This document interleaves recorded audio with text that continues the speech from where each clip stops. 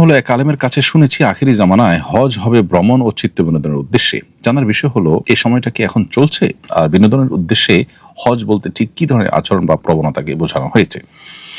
উত্তর হলো যে এই বিষয়ে তারিখে বাগদাদে একটি বর্ণনা পাওয়া যায় যে হজ একটা সময় আসবে যখন ধনীদের জন্য এটি একটি পর্যটনে ১৯টি আপনার শৌখিন যে শৌখিনতা থেকে যে সফর হয়ে থাকে সেইগুলোর অন্তর্ভুক্ত হবে। আর যারা সমাজের মধ্যম স্তরের মানুষ আছেন, মধ্যম আয়ের মানুষ আছেন, তারা এটাকে ব্যবসায় পরিণত করবেন। আর বড় বড় আলেম বা কারি যারা আছেন তারা এটাকে মানুষের কাছে দেখানোর বিষয়ে পরিণত করবেন। নাউজুবিল্লাহ, আল্লাহ আমাদেরকে হেফাজত করুন। এরকম মনোবাসনা থেকে যেন হজের ইবাদতটি আমাদের দ্বারা সম্পন্ন না হয়। হাদিসটির বর্ণার সূত্রে যে সূত্র হাদিসটি বর্ণিত হয়েছে সেটি কিছুটা দুর্বল।